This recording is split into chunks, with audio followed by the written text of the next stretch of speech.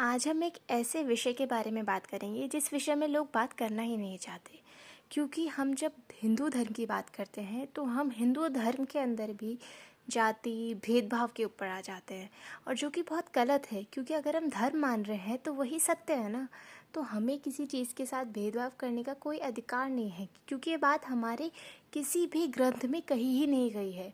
जो कहता है ना कि भाई हम तो ऊंची जाति के हैं, ये नीची जाति के हैं, ये बात बहुत गलत होती है। तो आज हम इस टॉपिक के ऊपर बात करेंगे और हम ये जानेंगे कि ये कहाँ लिखा गया है, और अगर लिखा भी गया है तो उसका अर्थ क्या है। सबसे पहले जैसे धर्म ग्रंथ जैसे वेदस, उपनिषद, रामायण, महाभारत, भागवत गीता और पुराण में जाति का कॉन्सेप्ट आज के जैसे बर्थ बेस्ड कास्ट सिस्टम के रूप में डायरेक्टली नहीं मिलता है, क्योंकि ये कभी कहा ही नहीं गया है।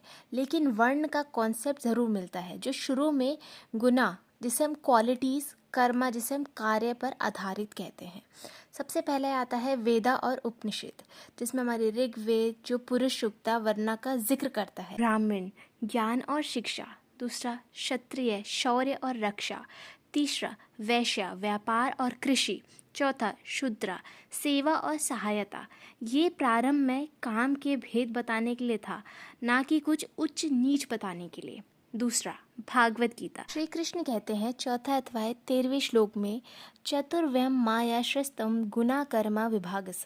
अर्थ, वर्ण को मैंने गुण, स्वभाव और कर्म कार्य के भेद से बनाया है, इसमें जन्म का कहीं उल्लेख नहीं है। तीसरा इतिहास और पुराण, रामायण और महाभारत में भी कहीं कहीं व्याकत अपने कर्मों के आधार पर वर्ण बदलता दिखता है।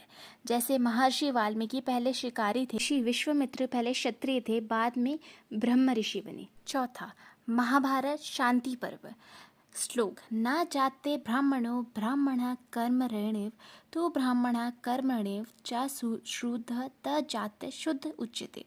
अर्थ, जन्म से कोई ब्राह्मण नहीं होता, कर्म से ही ब्राह्मण होता है, कर्म से ही शूद्र बनता है, जन्म से ही शूद्र नहीं कहलाता। पांचवा मनुस्मृति, श्लोक, जाते ब्राह्मण शूद्र व कर्मण्येव विपर्ययम्।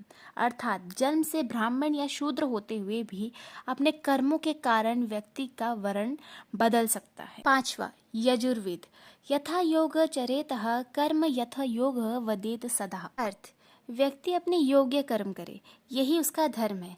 यह वर्ण को कर्म से जोड़ता है, जन्म से नहीं। इन श्लोकों से हमें ये सीख मिलती है कि जन्म से नहीं कर्म से पहचान होती है। कोई व्यक्ति ब्राह्मण, क्षत्रिय, वैश्य या शूद्र अपने गुण और कर्म से होता है, ना कि उसके जन्म से। अगर आपको इस विषय में और डिटेल में वीडियो चाहिए तो कमेंट करें। जय श्री राम।